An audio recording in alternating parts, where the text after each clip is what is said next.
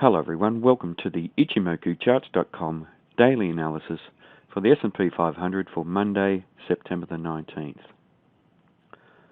Well, as you're all aware, I've had a break from producing the videos for the S&P 500.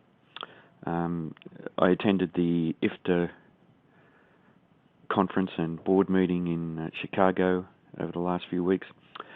IFTA is the International Federation of Technical Analysts, and the conference was a great success. Very high-profile speakers from all around the world, and may I suggest that if anyone's interested in formalising their education in technical analysis or in joining a member society for networking purposes or for education purposes, that they visit ifta.org, www.ifta.org, and you can get more information there. IFTA provides two qualifications: the Certified Financial Technical Analysts, Certified Financial Technicians qualification, the CFTE, and the MFTA, which is the Masters of Financial Technical Analysis. It's an international organisation, 30-something member societies all around the world, so well worth visiting if you're interested in gaining formal qualifications or even joining a society for networking purposes. Now to the markets. A large green-bodied candle today, and that is telling us that the bulls or the buyers have made some solid net bullish gain on the day from open to close, and it's larger than the previous 2 days, which is a positive for this market. And we have a change of trend to the upside as well. We previously had a lower high and a lower low in the first time frame, which means that we had a downtrend, and today we have an immediate reversal of that downtrend. So that's telling us that the market is substantially bullish. We now have a higher high and a higher low, which gives us a first time frame uptrend. Now the market has opened down near the low and closed up near the high, which is telling us that the bulls are in control and they're committed to taking this market higher.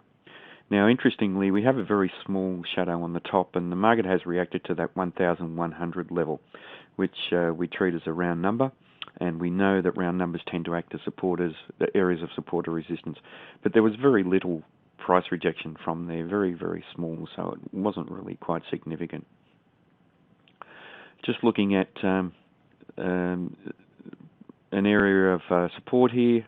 If the market does come off, we can see that this previous swing high, that there's around the 1080 level, the market has found resistance there, and yesterday the market found support in that region. So if the market does come off from here, we should expect to see support at the 1080 level. Looking at our Ichimoku indicators, we are trading well up above the cloud, and we have been for a substantial period of time, so the market is bullish, has a positive bias to it, and the market is trading up above the Tenkan-sen and the Kijun-sen. The Tenkan-sen is the green line, which represents the shorter time frame trend. The Tenkan-sen, Kijun-sen is the pink line, which represents the longer time frame trend. And the market is trading up above both of those, and the Tenkan-sen is above the Kijun-sen, which means that the market is bullish as well. The angle of these lines is very important, and we can see here in the short time frame that the Tenkan-sen is pointing up at quite a steep angle, and that's reflecting the very strong upside momentum that the market has had over the last week or so. So very strong upside momentum there. Often, when the market has been exhibiting strong upside momentum for a long period of time, we do tend to get a pullback, and in that situation, the Tenkan-sen usually acts as an area of support. So if the market does come off, we should look to initially that previous resistance area and now support at 1080 that we saw, but also the Tenkan-sen at 1075. We need to watch the short-term dynamics if the market does trade down to there. Looking at our Kijun-sen, the Kijun-sen is also pointing up, and that's reflecting the upside momentum that the market has at the moment as well. So quite a bullish market.